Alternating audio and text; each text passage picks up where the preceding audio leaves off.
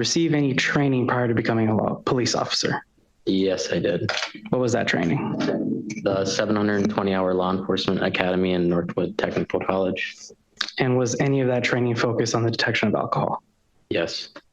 On January 1st of 2026, did you respond to a call about a vehicle in a ditch? Yes, I did. After arriving on scene, did you make any observations? I observed a vehicle in the ditch on the south side of County Road D, like a gray colored kind of SUV type car. It appeared to be occupied by one male. I observed the vehicle was on and running, and the front driver's side tire was still spinning. Immediately after making contact with Mr. Morales, I detected a strong odor of alcohol coming from inside the vehicle and his person. His eyes appeared to be half open and glassy and bloodshot, and his speech was kind of broken and a bit slurred. Yeah, I asked him how much he had to drink. He said it was New Year's, so he had had a couple. And what field sobriety test did you perform? The field sobriety tests that were performed were the horizontal gaze nystagmus test, the walk and turn test, and the one leg stand test. And did you notice anything through these tests? Through these tests, I observed enough clues, which led me to believe Mr. Morales was impaired. I observed 6 clues during HGN out of 6 possible clues. I observed 1 possible clue out of 8 during the walk and turn, and I observed 0 possible clues out of 4 during the one leg stand. I asked him if he would submit to a preliminary breath test, to which he replied no. What happened after that? I advised him he'd be placed under arrest for odor. That sounds like a slam dunk case, but appearances can be deceiving. The defense is about to dig into the details, and every answer from here on out matters. Watch closely. This is where the case starts to shift. What's your name, man? I'm Antonio. Okay. Don't worry. Do you have a driver's license, Antonio? Yes, I do. Alrighty. Whew. You're in there pretty good, my man. Yes, I am. You okay? Yep, I'm like five miles away from home. I gotcha. How much you had to drink? It's New Year's, so I've had a couple. Couple? Okay. Can I have you step out of the car, Antonio? You'd be willing to do field sobriety tests? Yes, I would. Yep. You would? Yep. Okay. Do you have any medical conditions or anything like that? No, I don't. No, you don't. So for the first test, I'm gonna check your eyes. I'm gonna have you watch the tip of my left finger with your eyes and your eyes only. I do not want you to move your head. Do you understand that? Mm-hmm. Okay. Watch my finger, okay? Keep going. Look at my finger. That's the furthest I can see. Okay. Right there. You're good. We're gonna do it one more time. Keep looking, keep looking, keep looking, keep looking. Good. All right. Antonio, for this next one, it's called the walk and turn. Perfect. Thank you. Alrighty. So for this last one, it's called the one leg stand. Are you ready? Yep. You may begin. 1001, 1002, 1003, 1004, 1005, 1012. You're good. Thank you. All right. Based on the testing and stuff I saw from you, I believe you're impaired. I don't believe you're super drunk by any means, but I believe you're still drunk. So you're going to be under arrest for OWI. What did I do wrong on the test? Your eyes. My eyes? Yeah. Well, that's nothing to do with the test, though. It's part of the test. Okay. Yeah. How many times do you think you had done the field sobriety tests? Including the academy and other training purposes. Let's say in the field. In the field, I would say a dozen, maybe more. And you said you did the police academy training, and that police academy training involved detection of signs of impairment. Did you do any official training on the field sobriety tests? Yes. Were you trained under the National Highway and Transportation Safety Administration guidelines? I personally can't recall the exact material they used in the academy. You said that on the walk and turn test, you observed 1 out of 8 clues. Yes. Do you recall which clue that was? It was the improper turn. And 1 out of 8, is that a pass or a fail under your training? A 1 out of 8 would be a pass. And on the one leg stand test, you said you observed 0 out of 4? Correct. Which is obviously a pass? Correct. So the only field sobriety test that you say that Mr. Morales failed is the horizontal gaze nystagmus test. Yeah. Here's why that's important. The deputy just confirmed that the other field tests didn't really point toward impairment. That means almost everything now depends on whether this one-eye test was done correctly. Looking for specifically 3 clues and whether it applies to each eye, correct? 6 total clues, yes, 3 in each eye. And what are those 3 clues that you're looking for in each eye? In each eye, it would be lack of smooth pursuit, On nystagmus at maximum deviation, and then onset of nystagmus prior to a 45-degree. And for each of those tests, you have a specific process that involves you holding your finger or another focus item that you're asking people to look at and moving that in a certain pattern across their eye, correct? Yes. And were you trained in your police academy training specifically how to do that stylus motion to look for the nystagmus? Yes. Let's start with the first clue you said you were looking for, which would be lack of smooth pursuit. Can you describe exactly what you do to check for lack of smooth pursuit? While checking for lack of smooth pursuit in each eye, we go back and forth both times, and then we're looking at the eye to see if it's following smoothly, or if it's like lurching across, it's not following smoothly, essentially. The finger is approximately 18 inches away from the face, going at a smooth pace across left and right. You say a smooth pace, left or right. How fast do you move your finger? At a smooth pace, easily to track. I'm not sure how to answer that. Well, I am looking at the training materials from the National Highway and Traffic Safety Administration, and I have the document that will be moved into, I'll ask to be marked as Defense Exhibit 1 when I'm done. Deputy Carroll, what training were you provided regarding field sobriety testing? It would be through the Wisconsin DOJ, what Northwood Tech Academy puts together as a curriculum. I believe all their course material is on WileyNet. Deputy, are you aware of whether the training you received complies with the National Highway and Safety Transit Association guidelines? I truthfully can't recall at this moment, no. And you can't recall how fast you're supposed to move your finger when you're detecting lack of smooth pursuit in the eyes? I had said before smoothly, but if we're going off of the DHSTA, I can't recall their parameter, no. And you can't recall whether your training complied with those guidelines?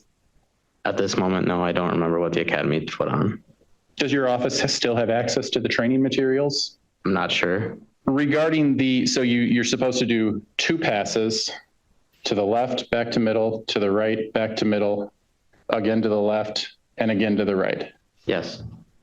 In your opinion, or in your training, do you believe that the speed you move your finger matters? Yes. Okay. But you don't know how fast you're supposed to move your finger?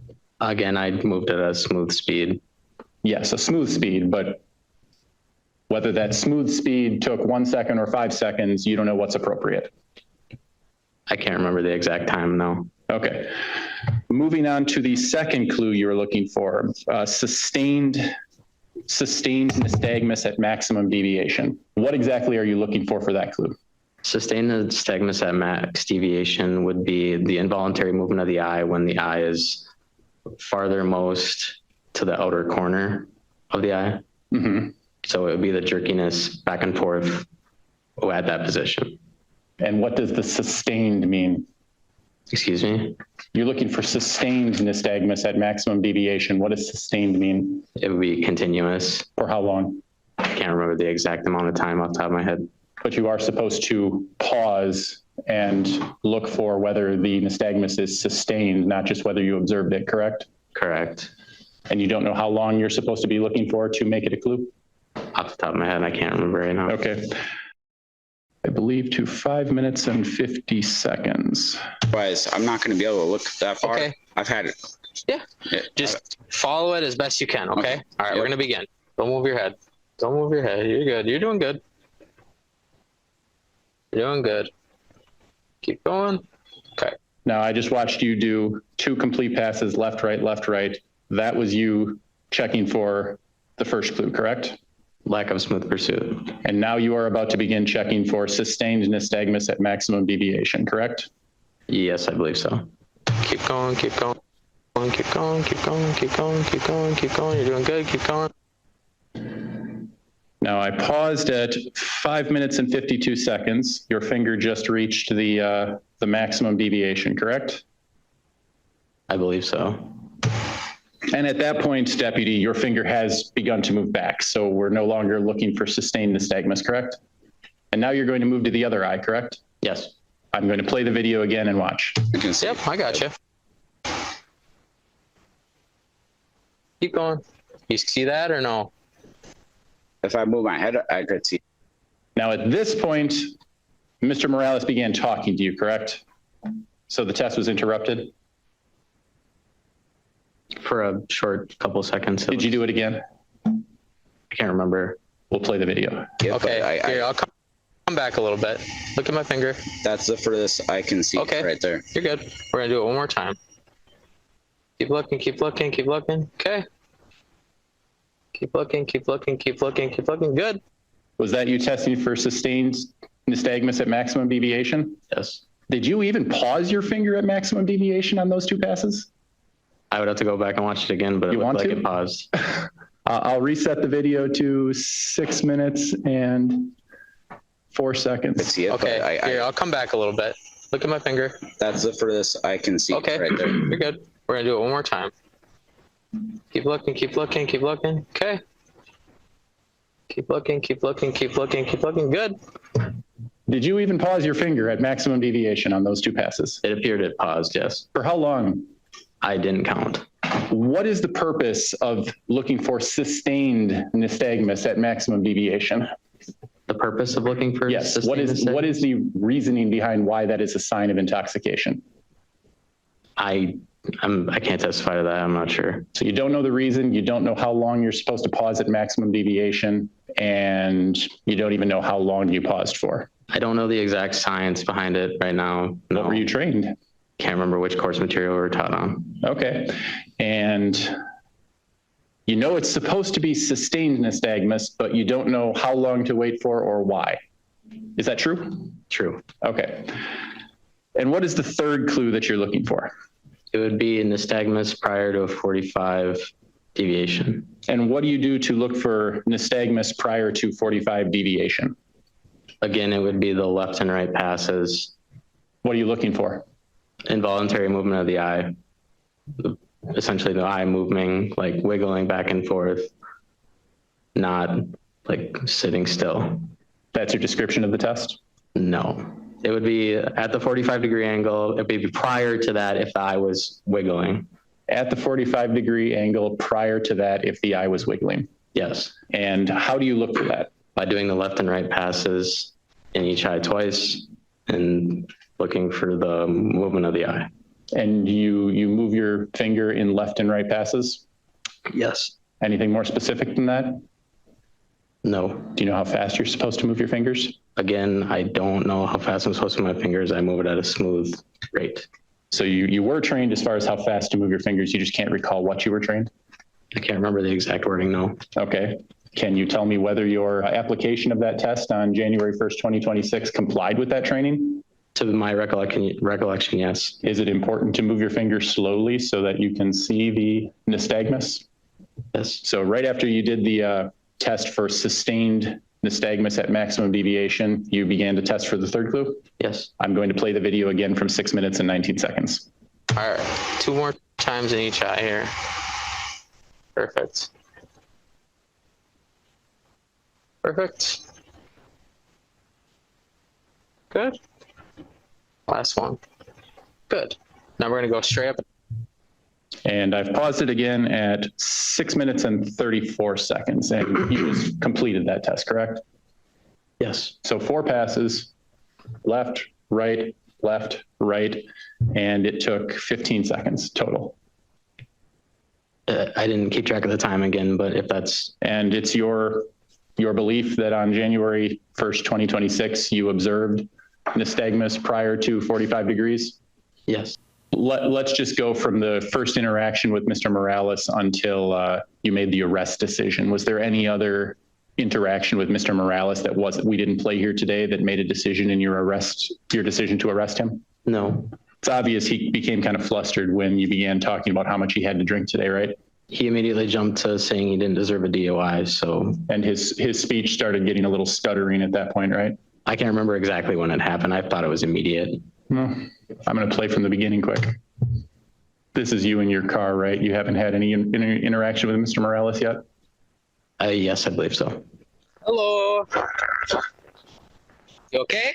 How's it going? Yep. I going. got someone on the way. All righty. Your car's wheels are still spinning. I guess I didn't realize that. Thanks for letting me know. Yeah. What's your name, man? I'm Antonio. Okay. Don't worry. Do you have a driver's license, Antonio? Yes, I do. Alrighty. Is that what you're calling slurred? You asked if it was stuttered before, and he stuttered after I told him his wheel was moving a couple times. That's what you're using as a sign of intoxication? The stuttering, no. The slurred speech, yes. Is the speech that we just watched there prior to 55 seconds on the video, is that what you're considering slurred? At that point, not extremely bad, no. Okay. We're going to continue to play. It's at 55 seconds now. You're in there pretty good, my man. Yes, I am. You okay?